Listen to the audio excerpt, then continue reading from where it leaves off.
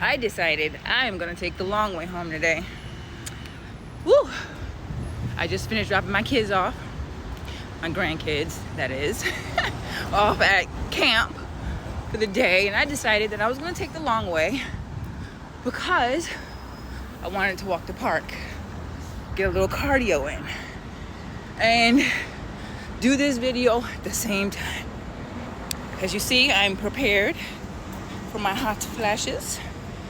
Okay, but today I wanted to talk about, if you didn't already know me, menopause and how we get through menopause, the different stages. And I have created an ebook called From Lilies to Lavender, the 7 pillars on how to reclaim your body, mind, and mojo.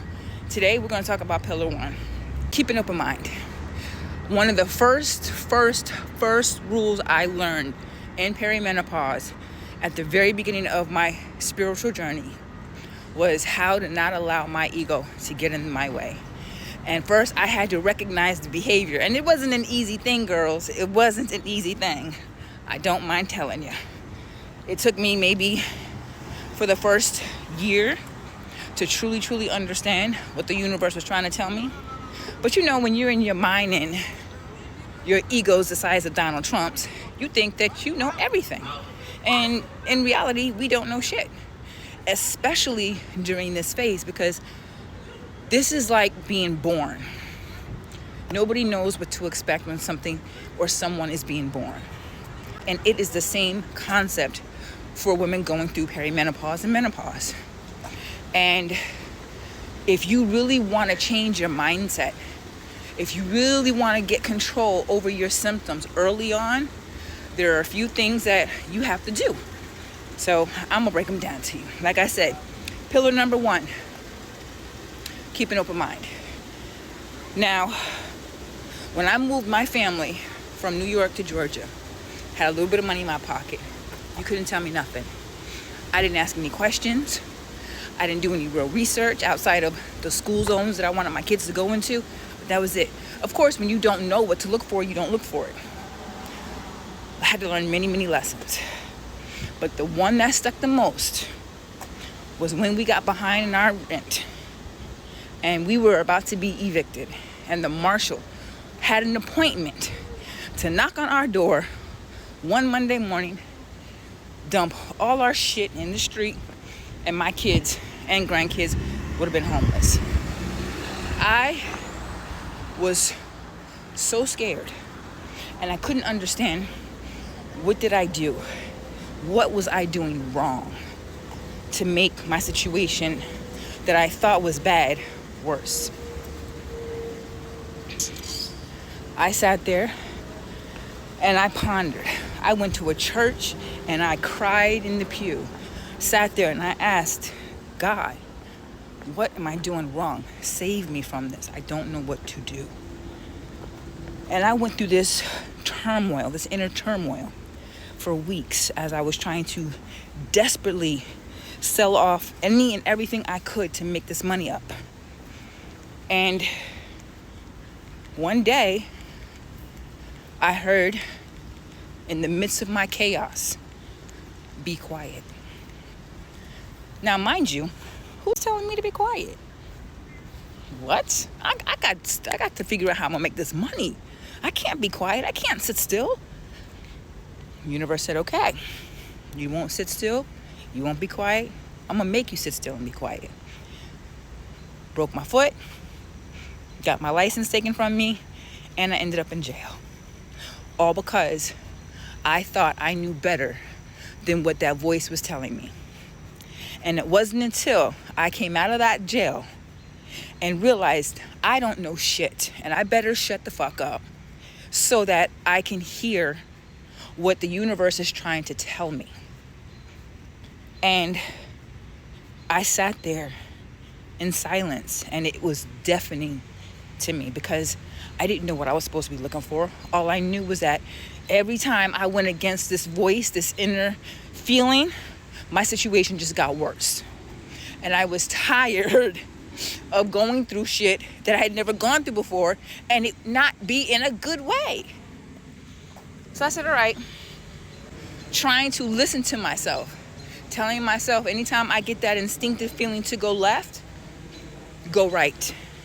I had to challenge myself to go against everything that I thought was right and do something the exact opposite. And I did this for forever and a day, because I knew that what I was telling myself wasn't working.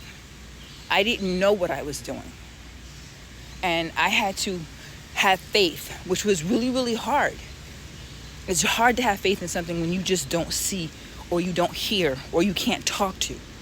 But I had to have faith that I was going to be all right. I had to have faith in my ability to be able to get through this shit and be okay. I had to have faith in that. And when you're in the middle of a storm, the last thing you can see is you being okay on the other side. But that's what I had to do. And it took me a long time to finally get there, because like I said, my ego was big. It's big. I had to learn how to not take things so personally in life. I had to stop being the victim. And I had to start taking accountability for myself. And in listening to that inner tuition, the universe speaking, God speaking, however you want to verse it.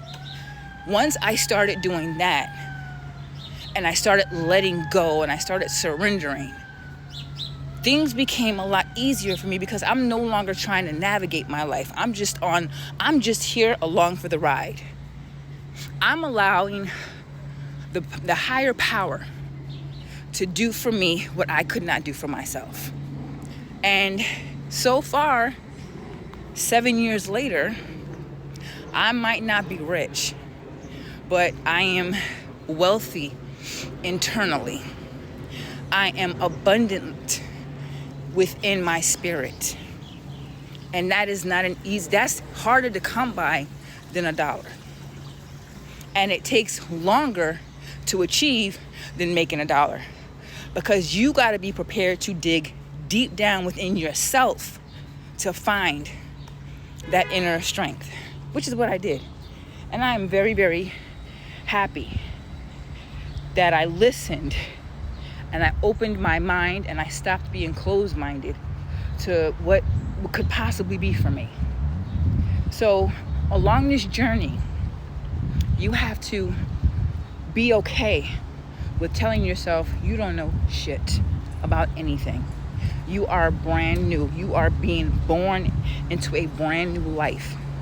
You cannot take all of that baggage that's been sitting on your shoulders for 20, 30 years into this new birth. It's not going to work. It doesn't work that way for you. So by understanding that and making changes within yourself, things will be so much easier. Sorry, this guy is right here. See, doing his thing. He's doing his thing. So, pillar number 1, okay? You have to open your mind. You got to let go of that ego. And you have to believe in yourself and hear that here is where your truth is going to come from, not here. So, I hope you enjoyed my video. Stay tuned for pillar number 2. And you guys continue to stay blessed.